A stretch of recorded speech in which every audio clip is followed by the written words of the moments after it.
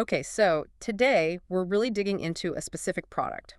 Micro Ingredients Multi Collagen pills. Got a pile of source material here. And our mission really is to figure out if this whole multi-collagen thing is genuinely helpful or maybe just, well, hustle. Right, because the claims are pretty big, aren't they? This one supplement, it promises support for your hair, skin, nails, and your joints. That's a tall order. A very tall order. And they back it up saying it's got this like robust formula, 5 collagen types, 1, 2, 3, 5, and 10, plus biotin, hyaluronic acid, and vitamin C thrown in. And the brand pushes the quality angle hard. You know, non-GMO, free from common allergens like soy, gluten, dairy, tree nuts. They even say it's third-party tested for purity, for potency.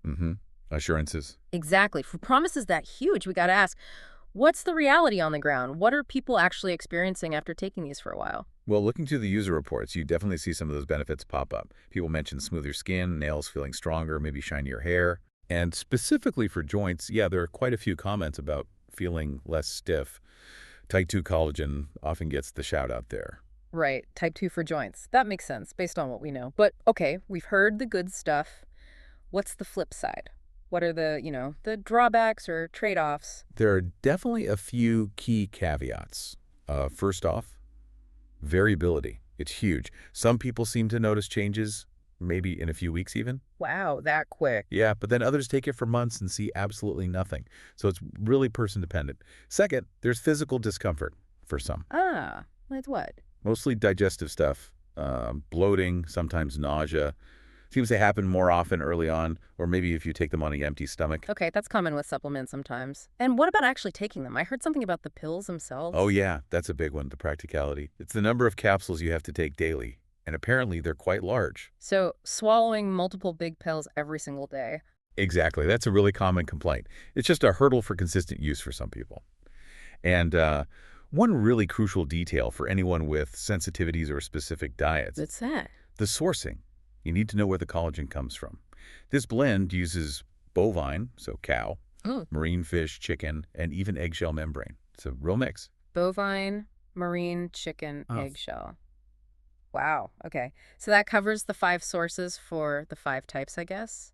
But this brings up the core question, doesn't it? Does labeling all these different types, 1, 2, 3, 5, 10, actually matter once it's in a pill? Yes. This is where we need to kind of separate the marketing story from the functional reality in your body. Okay, break it down for us. So the type number 1, 2, 3, whatever, that refers to how the collagen is structured in the original animal tissue, its form. Right. But when you ingest it, especially if it's hydrolyzed collagen, which this is, meaning it's already broken down into smaller pieces. Pre-digested, almost. Kind of, yeah. Your digestive system, your gut, it doesn't really see type 1 versus type 2 anymore. What it sees are the building blocks, peptides and amino acids. Wait, hold on. So my body isn't sorting through these types like, okay, send type 1 to skin, type 2 to joints. It just gets a pool of protein bits. That's pretty much the understanding, and it's exactly what you see popping up in, like, user forums and on Reddit when people discuss this stuff. No kidding. Yeah, lots of people argue that once it's digested, especially the hydrolyzed form, the body doesn't really preserve those specific type distinctions.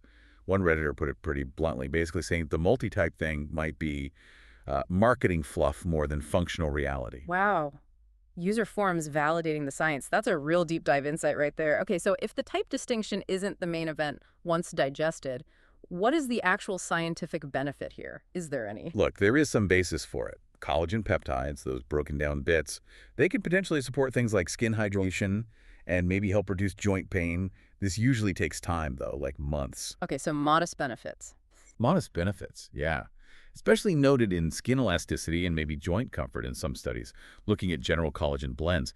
But, and this is important, these supplements aren't magic pills. Not by a long shot. Right. Always the catch. A healthy diet, making sure you get enough protein overall, your lifestyle choices. Those things still absolutely rule. They're foundational for long-term health.